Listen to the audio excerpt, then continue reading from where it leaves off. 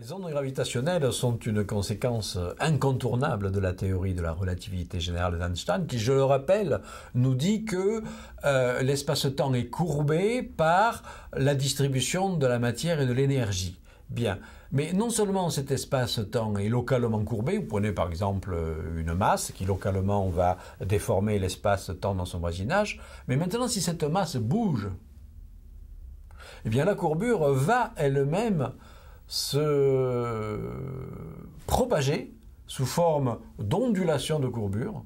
Un peu si vous agitez un bâton dans l'eau par exemple, vous avez des ondes qui sortent et qui se propagent vers l'extérieur.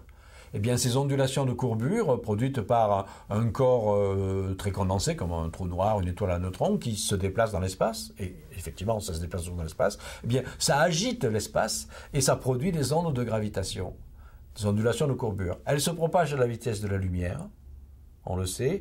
Le problème, donc, on aimerait pouvoir les détecter. Si on les détecte, c'est encore mieux que les photons et mieux que les neutrinos.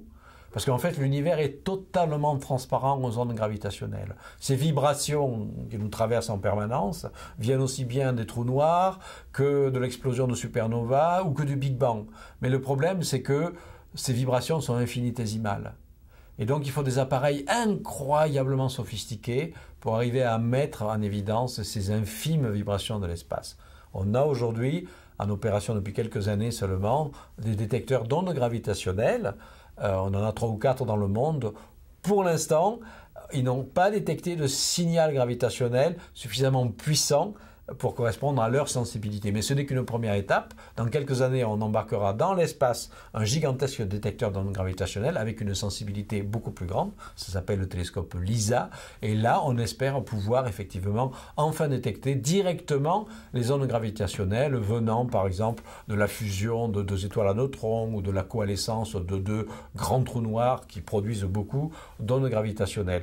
Alors attention, ce n'est pas parce qu'on ne les a pas encore détectées directement qu'elle reste encore de l'ordre de l'hypothèse, puisqu'on les a détectés indirectement. Et ça, c'est une grande découverte importante qu'on appelle le pulsar binaire. Un pulsar binaire, c'est un système de 2 étoiles à neutrons en rotation, 2 objets très massifs et très denses qui agitent donc l'espace et produisent des ondes gravitationnelles. Elles sont trop faibles pour être détectées directement, mais l'effet de ces ondes gravitationnelles, c'est de faire perdre de l'énergie orbitale au système, si bien que les 2 pulsars se rapprochent très lentement. Et ça, ce rapprochement des 2 pulsars, ça peut se mesurer. Et le calcul, la perte d'énergie des ondes gravitationnelles, le calcul théorique, correspond exactement à ce qui est observé.